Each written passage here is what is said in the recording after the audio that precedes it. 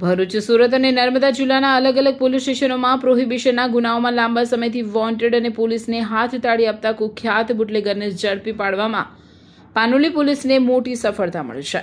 પાનોલી પોલીસે બાતમીના આધારે વોન્ટેડ આરોપીને દબોચી લઈ કાયદેસરની કાર્યવાહી હાથ ધરી છે. રાજ્યમાં દારૂબંધીના કાયદાના કડક અમલ માટે પ્રોહિબિશનના નાસ્તા ફરતા આરોપીઓને ઝડપી પાડવા માટે પોલીસ વડા દ્વારા ખાસ ઝુંબેશ ચલાવવામાં આવી રહી છે.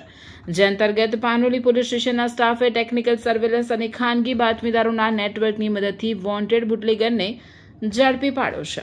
આરોપી ભરૂચ, સુરત અને નર્મદા એમ 3 જિલ્લાની પોલીસ માટે માથાનો દુખાવો બન્યો હતો. આરોપી સામે પાનોલી પોલીસ સ્ટેશનમાં પ્રોહિબિશન એક્ટ ઉપરાંત નવીન ભારતીય ન્યાય સંહિતાની કલમ 111(1)(b) સંગઠિત ગુનાખોરી ઓર્ગેનાઇઝ ક્રાઇમ મુજબ પણ ગુનો નોંધાયો છે, જે દર્શાવે છે કે આરોપી મોટા પાયે નેટવર્ક ચલાવતો હતો. પાનોલી પોલીસે આરોપીની અટકાયત કરી આગળની કાયદેસરની કાર્યવાહી હાથ ધરી છે.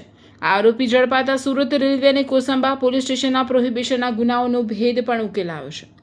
પાનોલી પોલીસ આ અંગે સંબંધિત પોલીસ સ્ટેશનને જાણ કરી આરોપીનો ટ્રાન્સફર વોરંટથી કબજો સોંપવાની તજવીજ હાથ ધરશે.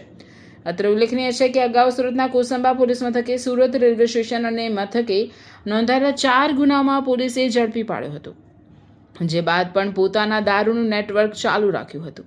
હાલ ભરૂચ જિલ્લાના પાનોલી અને નબીપુર પોલીસ મથકે વોન્ટેડ હતો, તેમજ સુરત જિલ્લાના કોસંબામાં અને આમલેથા પોલીસ મથક પણ વોન્ટેડ હતો.